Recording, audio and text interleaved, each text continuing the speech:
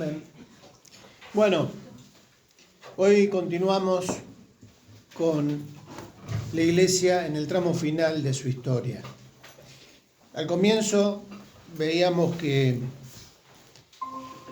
no es que estamos hablando de cosas nuevas, de cosas extrañas, sino de todo aquello que ya está escrito en la Biblia, que ya se nos enseñó, se nos advirtió, se nos preparó y se nos prepara para que podamos encarar esta última etapa de la historia de la Iglesia en la historia del mundo.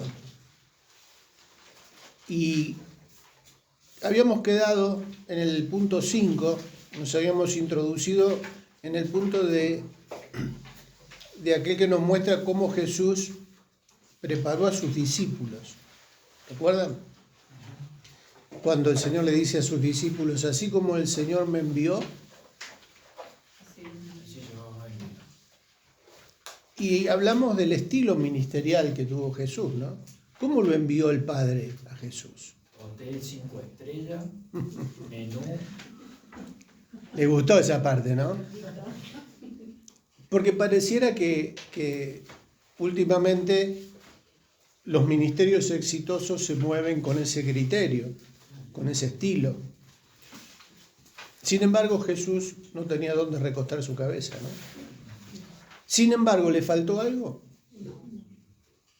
Siempre Dios estuvo respaldándolos, sosteniéndolos, proveyendo para sus necesidades, pero fundamentalmente cubriéndolos con su poder y con su gracia. Nunca los dejó solos. Y eso tiene que ver con lo que Jesús le decía a los discípulos. Bueno, ¿vieron? Así como yo estuve entre ustedes. Bueno, también Jesús nos sigue enviando a nosotros con ese mismo formato ministerial. ¿Y estuvo cuánto tiempo con los discípulos? Aproximadamente. Más o menos 3 años, en donde convivieron con él y aprendieron muy bien cómo Jesús se movía, bajo la guía de quien se movía. Y en Mateo capítulo 24, hoy nos vamos a dedicar un poquito bastante a Mateo 24. Vamos a comenzar leyendo desde el versículo 1, Mateo 24, 1 al 5. Está Franco, perdón, está Miriam, está Carolina y no yo,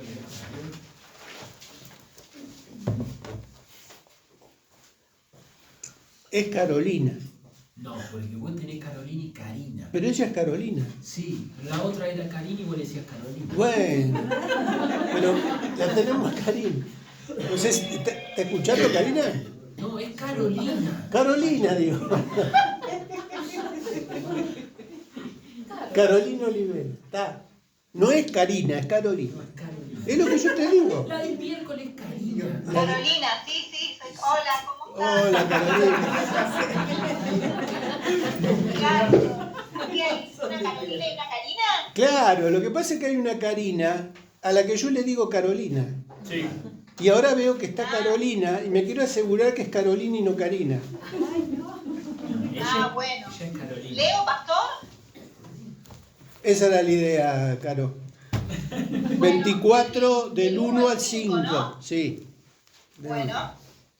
Dice, cuando Jesús salió del templo y se iba, se acercaron sus discípulos para mostrarles los edificios del templo. Respondiendo él les dijo, ¿veis todo esto?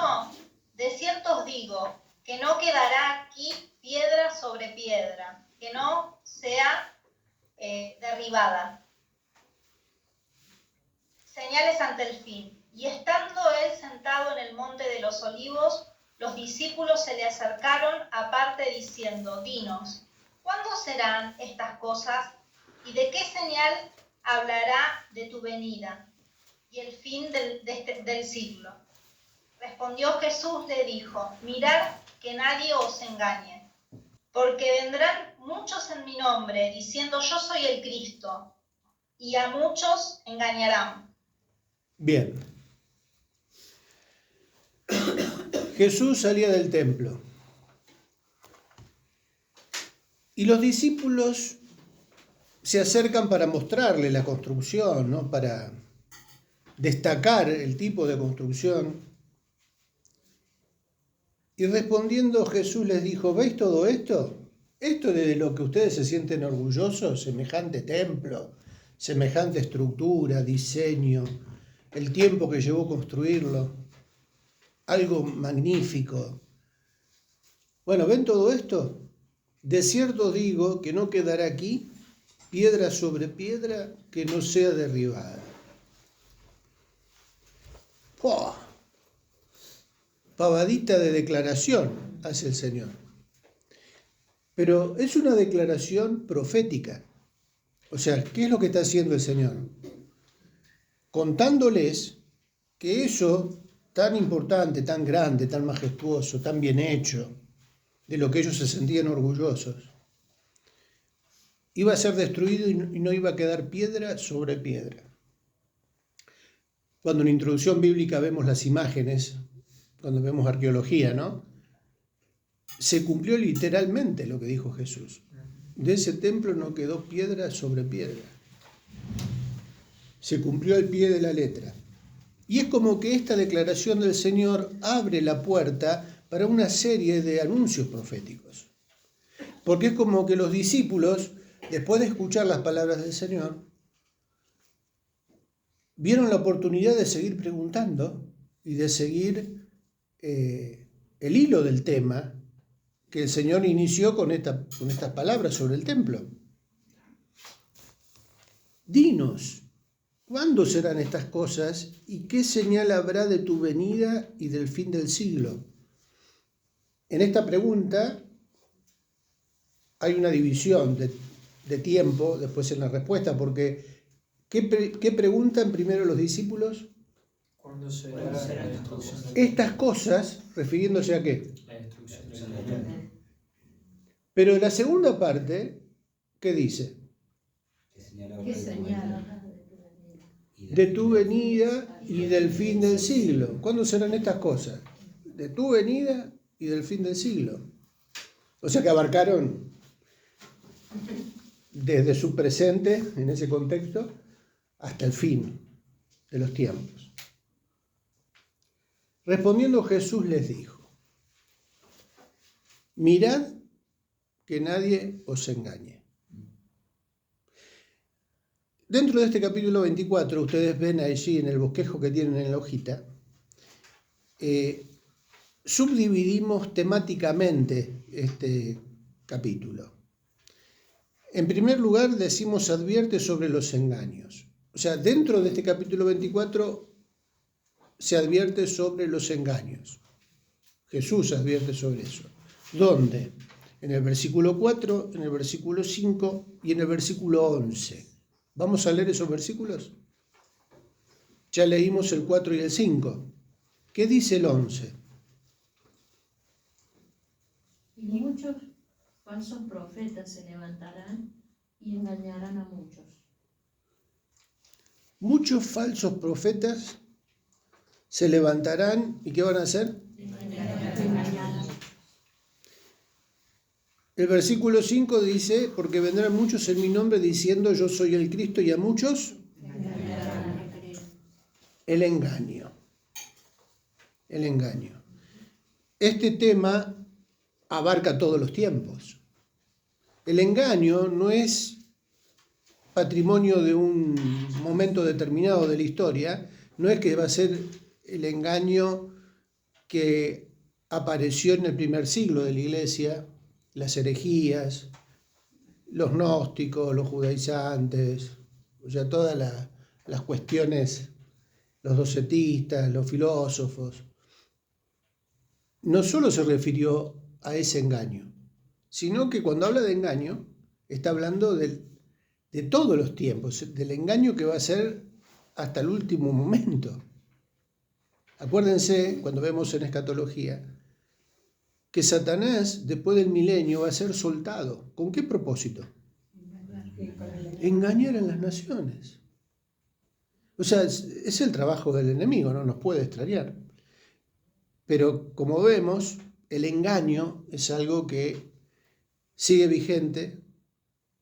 En ningún momento desapareció el trabajo de Satanás de seducir con sus mentiras y sus tentaciones para apartar de la fe a los creyentes, no solo al mundo, a los creyentes. Porque a Jesús, ¿a quién le advierte esto? Porque cuando habla de falsos cristos, ¿a quién está destinado el engaño? A la iglesia. Falsos profetas, ¿a quién está destinado? A los que creen, a los que forman parte del pueblo de Dios. El pueblo judío también está incluido, porque el pueblo judío sigue engañado. ¿Se entendió este primer punto? Sí. Pero en el versículo 24, ¿qué leemos?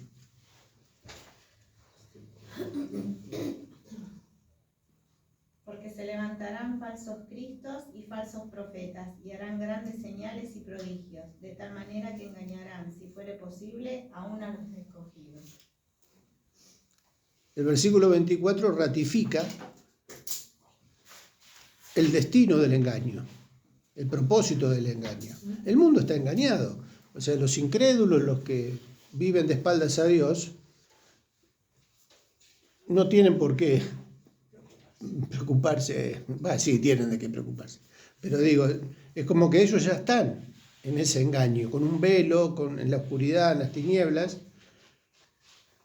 hasta que la gracia de Dios los pueda alcanzar cuando escuchen el Evangelio y puedan salir de ese lugar. Pero están engañados. El trabajo nuestro es sacarlos de ese engaño. Pero también Jesús advierte a los creyentes sobre este accionar del enemigo, porque si fuere posible, el enemigo va a hacer todo lo que esté a su alcance para engañar a los escogidos. Y esto es lo que está sucediendo en este tiempo. Cada vez se está manifestando más. O sea, no tan evidente, o sea, se está manifestando de una manera sutil. No es tan evidente como para darnos cuenta del engaño y apartarnos. No, el trabajo del enemigo es un trabajo fino. Como con el Señor en el desierto, hasta utiliza la palabra y argumentos y temas relacionados con la fe para apartar de la fe. Uno dice, pero ¿cómo puede ser eso? Disculpen, y en la iglesia misma, ¿no? ¿Pueden haber falsos profetas? O sea que la iglesia tiene que estar como muy unida para discernir eso, ¿no? Exacto. Porque es importante eso.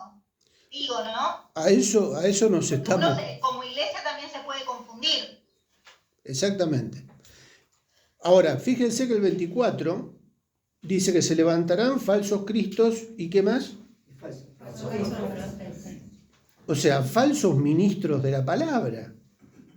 O sea, los profetas eran los que se dedicaban a eso, a anunciar las cosas que Dios decía, ¿no? A proclamar la voluntad de Dios en el Antiguo Testamento, pero también el ministerio profético de la iglesia tenía que ver con esto, ¿no? Con la guía de Dios sobre su pueblo, con la palabra, con el tema del ministerio apostólico de la iglesia, en la iglesia primitiva, era lo que sentaban las bases, los fundamentos para que la iglesia creciera y se desarrollara. Hoy en día tenemos movimientos apostólicos y proféticos que utilizan la Biblia, pero que dividen iglesias, que no las construyen, las destruyen, las derriban, las dividen. Es tremendo. Y siempre, bueno, mencionamos que no estamos hablando de cosas que suceden en otros lados lejanos. Pasa acá en el Valle de Punilla y en las grandes ciudades como en las pequeñas. ¿Existe el engaño? ¿Existen los falsos profetas? Sí. En la clase anterior hablábamos de la iglesia de Éfeso. Y una de las cosas que el Señor destacaba de la iglesia de Éfeso era que ellos podían discernir a los que se decían ser apóstoles y no lo eran. Estamos hablando del primer siglo. Ya los falsos profetas estaban actuando en el primer siglo. A finales del primer siglo era muy evidente el engaño de personas que se decían apóstoles, y Jesús lo destaca. Por eso, a lo que comentaba la hermana, si ya desde el primer siglo había falsos ministros, falsos apóstoles y falsos profetas que engañaban a la iglesia, hoy en día, ¿ustedes piensan que eso ya no existe, que desapareció, que fue algo del primer siglo? Se multiplican. Existir existen porque el Señor lo mencionó. O sea, si Jesús mencionó de que hay falsos profetas, hay falsos maestros, hay falsos pastores, hay falsos apóstoles, hay falsos ministros en todas las áreas de los ministerios. Y que utilizan la palabra de Dios. Por eso digo, el engaño final no es que va a ser evidente que nos vamos a dar cuenta y decir, mirá, esto es del diablo porque mirá cómo está moviéndose. Claro, nosotros oramos para que el Señor saque a luz las cosas ocultas y que destruya todo lo que tiene que ver con la corrupción, ¿no? Que saque a luz lo corrupto, el tráfico de drogas, la prostitución, la corrupción política, no sé, todo lo que tiene que ver con lo que padecemos en ciudades turísticas, por ejemplo, el tema de los casinos, cómo la gente, familias que terminan en la miseria por causa del juego. No sé, podemos hacer una lista de las cosas evidentes del mundo que son dañinas. Ahora, el tema es lo sutil que se mete dentro de las familias cristianas, disfrazadas de religión o disfrazadas hasta de Biblia. Ahí es donde también el Señor dice, cuidado que hay falsos cristos. Cuidado a quien le abrimos las puertas de nuestras casas y de nuestras congregaciones. Cuando digo las puertas de nuestras casas, digo, ¿qué escuchamos? ¿Qué vemos por internet? Estoy hablando no de cosas seculares, estoy hablando de programación cristiana. Hay programas de televisión, programas de radio, sitios en internet, ¿no? ¿Cómo es que se llama esto? De TikTok, Redes sociales. todas las redes sociales. ¿Qué escuchamos? ¿Con qué nos estamos alimentando? ¿Podemos discernir lo que es de Dios y lo que es un engaño? Jesús dice, cuidado. Y aparentemente puede hasta llegar a ser algo cristiano. Y el Señor dice, falsos cristos. Mirá, ahí está el Cristo. No, pero yo ya sé que cuando el Señor venga va a ser evidente. Pero Jesús dice que hay falsos cristos. Que aún harán milagros. Mirad, aquí está el Cristo, mirad, allí está. No lo creáis, porque se levantarán falsos cristos y falsos profetas y harán grandes señales. Pero acá hay milagros. Si hay milagros, quiere decir que ahí está Dios.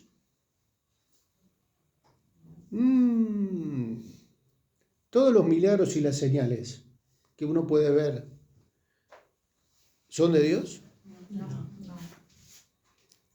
¿Cómo hago para descubrir o discernir eso, el origen de eso? Tengo que analizar y ver los frutos o lo que viene después de eso, ¿no?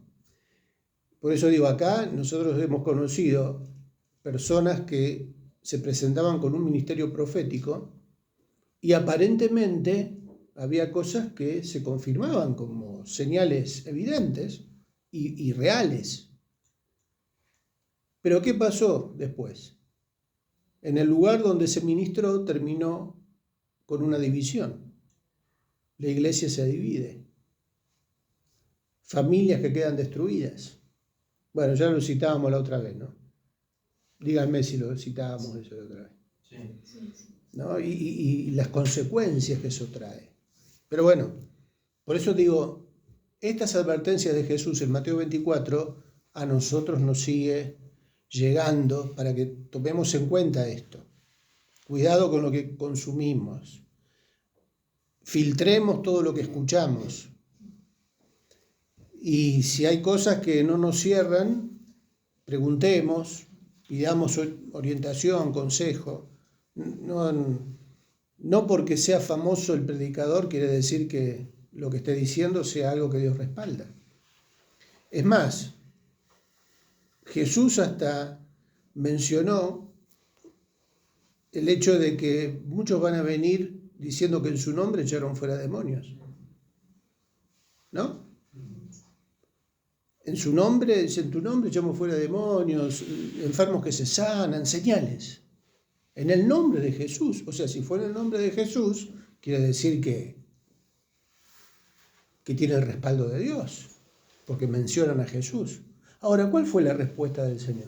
Nunca os conocí. Nunca conocí, hacedores de maldad. Apartaos de mí.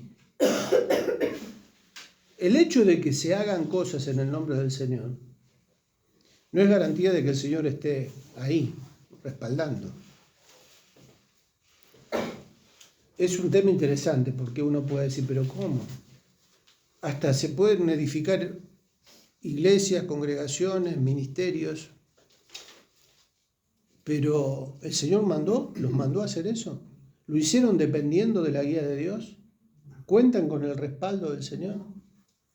Pero es una iglesia, es una congregación.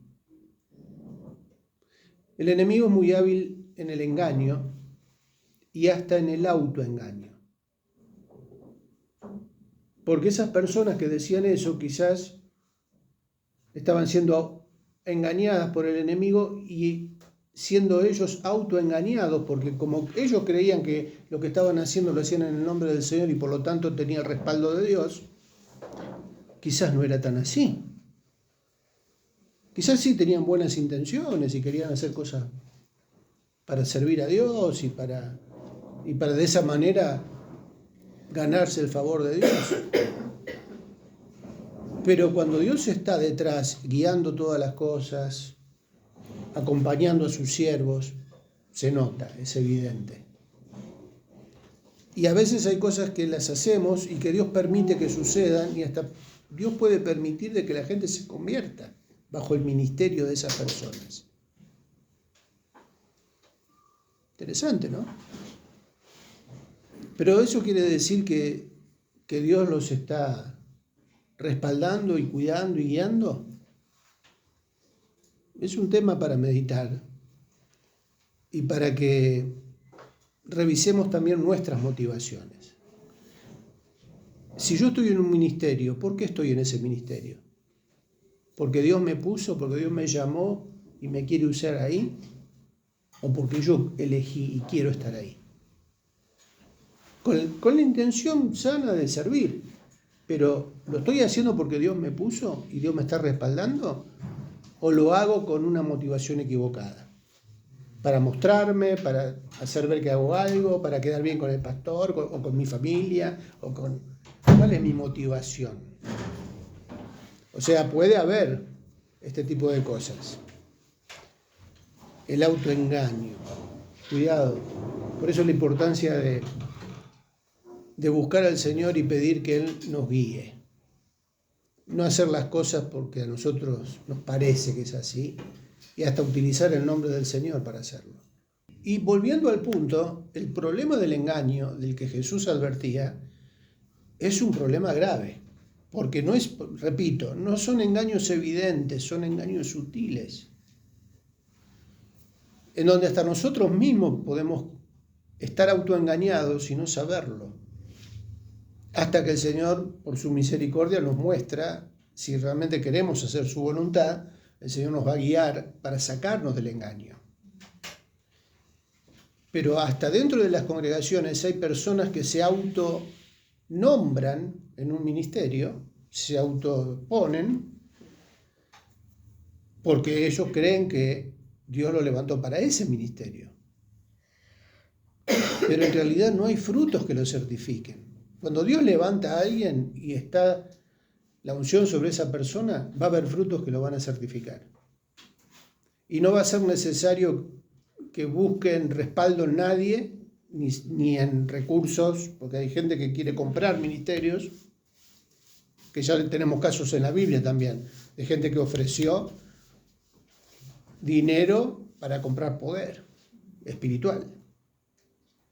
Bueno, hay antecedentes en la Biblia y también en este tiempo hay personas que por ahí quieren servir al Señor o que tienen una buena intención, pero se dejan engañar con algo a lo cual Dios no los llamó, no los puso, no los levantó para eso. Hay que afinar el oído, pedir discernimiento y más que nunca en estos últimos tiempos buscar la comunión íntima con el Señor para que Él nos muestre.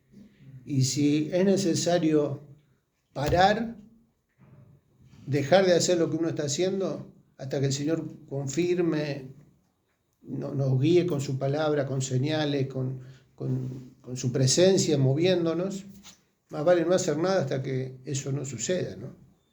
Las autoridades de la iglesia, ¿no? Ellos pueden decirte que no, si uno puede ir y de lo que uno siente en el corazón de estar en un ministerio, ¿te pueden decir que no? ¿Sí? Deben decir que no.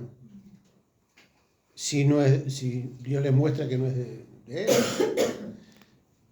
Para eso Dios levanta pastores, Por eso. profetas, gente con dones de discernimiento espiritual. O sea, personas con un respaldo de Dios que ayuden a guiar a la congregación para que no caigan en el error. Por eso la importancia de consultar, de no mandarse solos porque piensan, ¿vieron eso? Yo sentí del Señor, Dios me mostró, Dios me dijo. Bueno, vamos a ver si es de Dios. Puede parecer. La primera advertencia entonces nos llevó a la clase de hoy. Advierte sobre los engaños, falsos cristos, falsos profetas, señales y prodigios que intentan engañar a los escogidos. A los escogidos. Por eso también, como recordábamos la otra vez, el Señor decía que cuando el Hijo del Hombre venga, refiriéndose a su segunda venida, tiempos finales, ¿hallará fe en la tierra? ¿Qué tipo de fe va a encontrar? ¿Fe en quién? ¿Fe en qué? Y pueden estar en las iglesias. Pero si está en la iglesia es una persona de fe. ¿Qué fe? No hace mucho, no discutiendo, pero en un debate, tampoco fue un debate muy largo, con un pastor, hablábamos sobre el tema de la prédica del Evangelio, la evangelización, ¿no? ¿Quién puede estar en contra de evangelizar? Me decía. ¿Quién puede estar en contra de...? ¿Por qué no unirnos para predicar el Evangelio y llevar a las almas a Cristo? Ese es el deber de... Y por supuesto.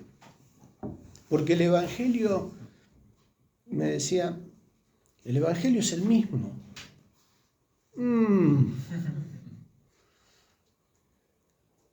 Cuidado porque hay falsos evangelios, le dije.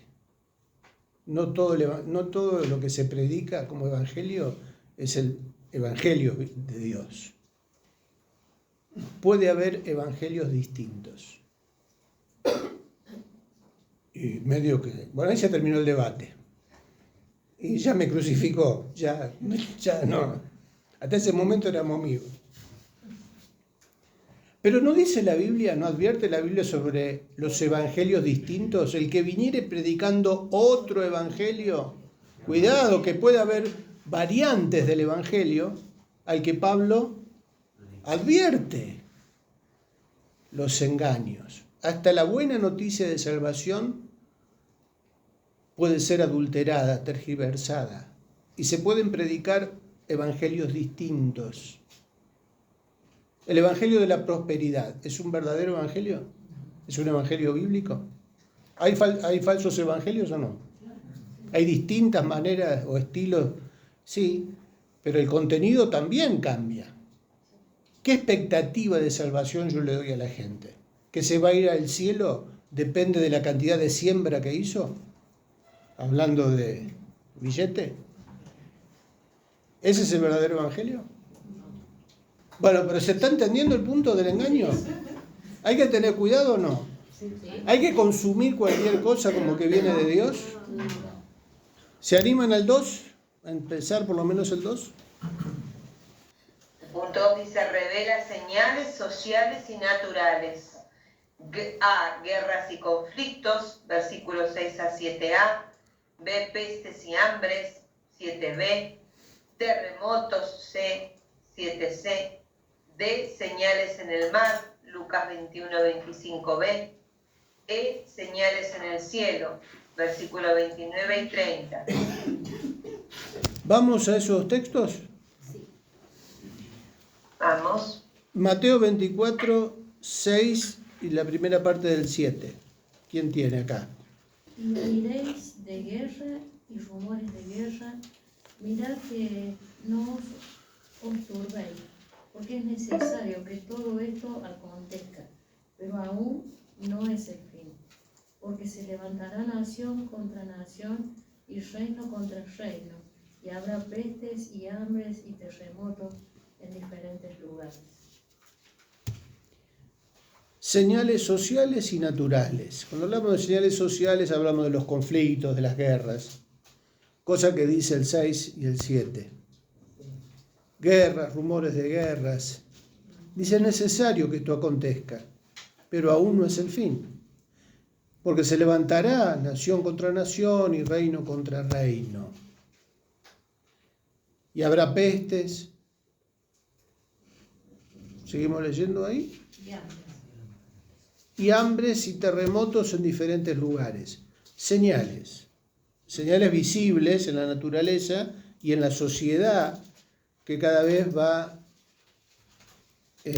cayendo en toda esta decadencia de moral, pero también en la ambición, las guerras, los conflictos, va a ir en aumento. Son señales. ¿Señales que se van a cumplir en un futuro lejano?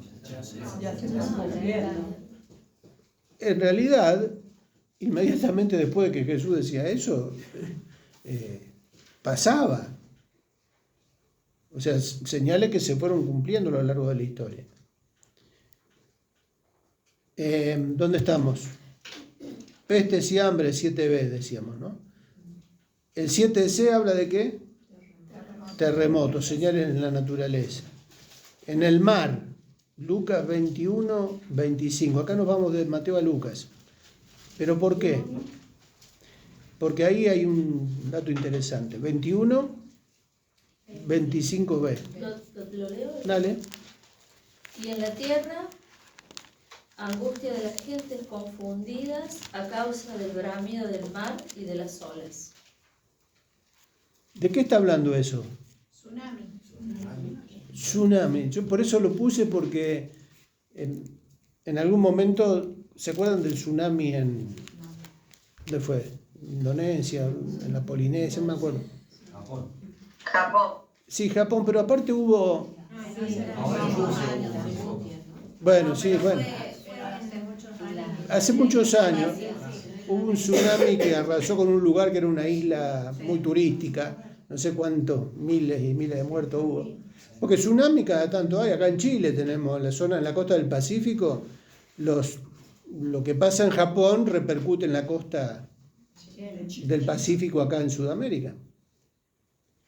Y tiene que ver con el bramido del mar y de las olas. Me acuerdo porque en esa época también se citó este versículo como una señal que se estaba cumpliendo. Siempre hubo tsunamis y va a haber, cada vez que haya terremotos. El tema es que cada vez son más seguidos y más fuertes. Bueno, señales en el mar, señales en el cielo. Volvemos a Mateo 24, pero vamos al 29 y al 30, más adelante. ¿Qué dice?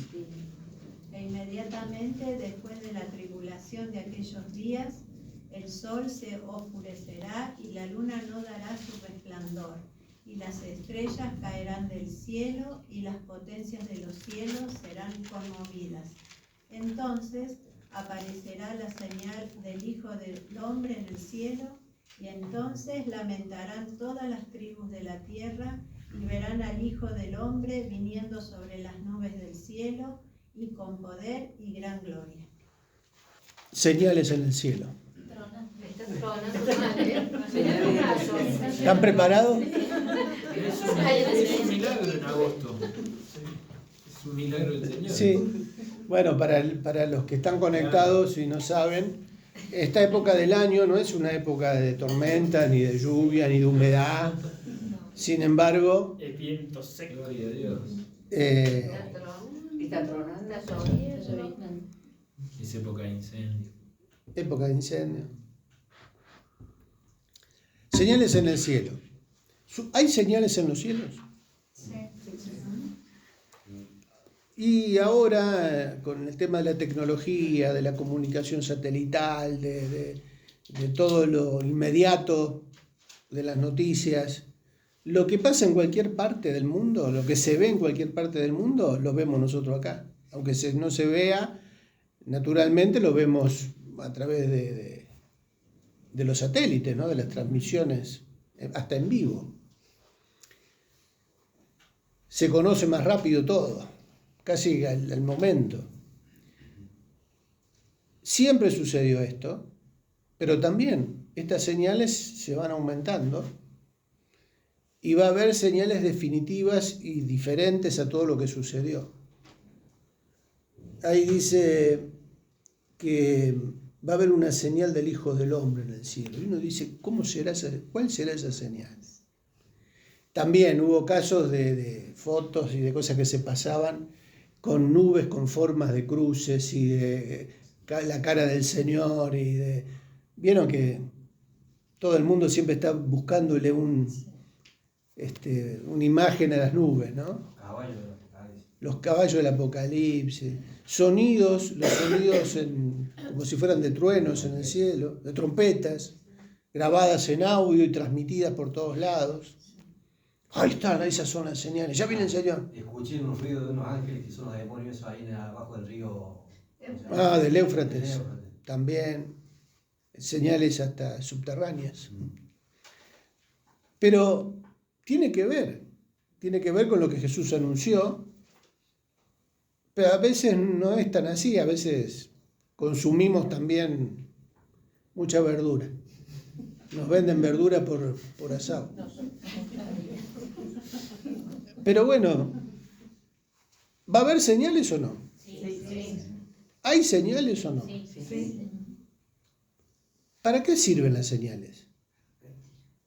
Para anunciar. Para advertir. ¿Y cuál es el propósito de la advertencia? Para venir preparados. Para que estemos preparados. Para que tengamos en cuenta que ya Jesús anunció todo esto. Y aunque algunos digan, bueno, pero esto siempre pasó y siempre existió, como minimizando y no dándole importancia, tenemos que estar atentos y preparados. ¿Terminamos en este punto? ¿O nos queda algunos minutos más? El punto 3 dice, advierte sobre los padecimientos que sufrirá la iglesia. Acá sí nos vamos a tener que quedar la semana que viene. Porque esto también nos interesa. No vamos a sufrir, Triqui. No seas un falso maestro. Porque el Señor dice que Él nos va a librar de la ira venidera. La iglesia no va a estar padeciendo la tribulación. Porque el Señor va a venir y nos va a arrebatar. Y no vamos a sufrir nada por causa del Señor en la tribulación. ¿Qué dicen ustedes? A mí me enseñaron eso. En una época de mi vida, en la iglesia, quédense tranquilos, la iglesia no va a padecer nada, no va a sufrir nada, no va a estar en la tribulación, porque antes de la tribulación, antes de que todo esto acontezca, ya la iglesia no va a estar. Es una postura escatológica. Se conoce como premilenialismo dispensacional y pretribulacional. Premilenialismo dispensacional y pretribulacional. Porque también dentro del premilenialismo hay otras escuelas otras interpretaciones.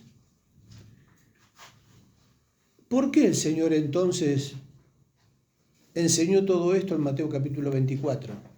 Si no era para preparar a los discípulos para padecer por causa de su nombre. Y esto es lo que vamos a ver la semana que viene. Ahora sí.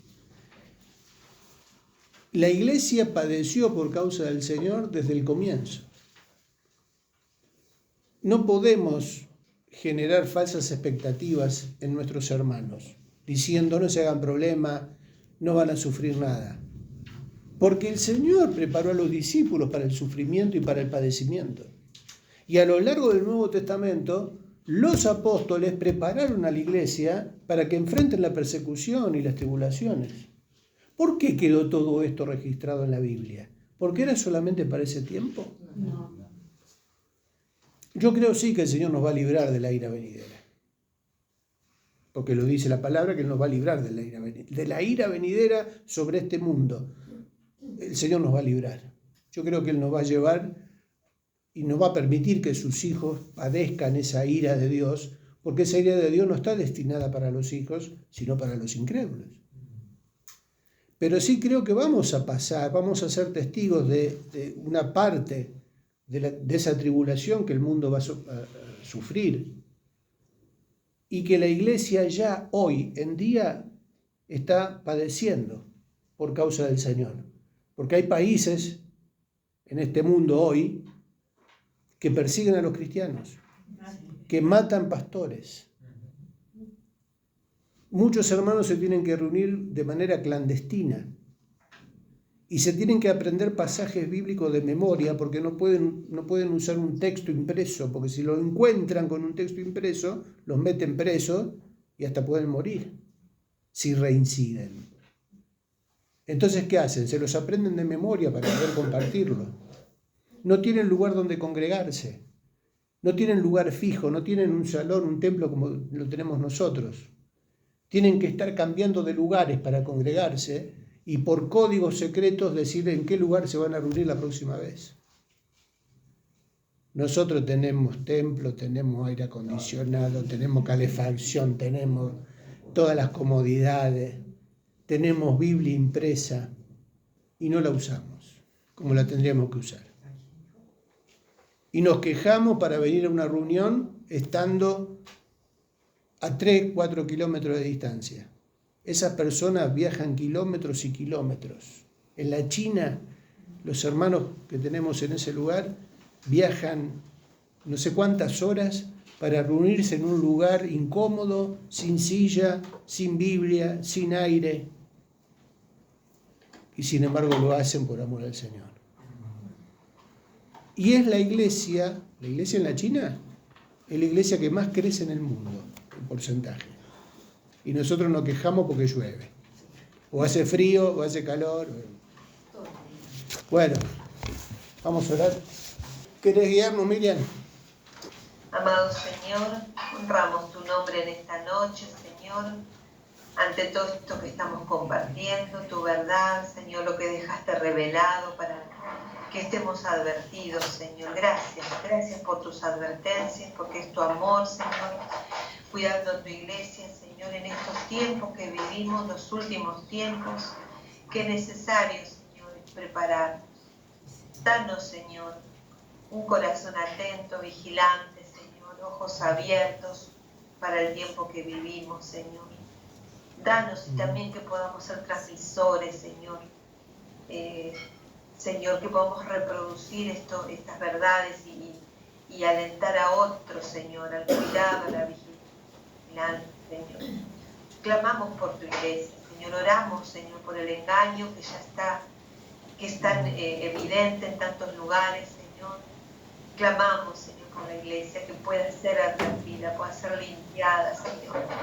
Pueda, Señor, ver con sus ojos y aún huir de todo engaño, de todo falso Cristo, falso profeta, Señor. En el nombre de Jesús oramos. Sabemos que esto va a venir, que es parte, Señor, porque lo dijiste, Señor, pero que pueda crecer, Señor, en tu iglesia el deseo, el hambre, Señor, y la búsqueda de tu verdad, Señor, para que ningún engaño pueda afectarnos. Te lo rogamos, bendito Dios, bendecimos a tu pueblo, donde quiera que se encuentre, Señor, con este ánimo pronto, con esta búsqueda, Señor. Te lo pedimos, Padre, en el nombre de Jesús. Bendigo a mis hermanos, Señor, allí, a Ricardo, Señor, cada uno de los que se prepara, Señor, de los que, Señor, cada semana, Señor, dispone su corazón para crecer. Que vos prosperes las vidas, Señor, fortalezcas y renueves, Padre. Lo pedimos en el nombre de Jesús. Amén. Amén. Amén.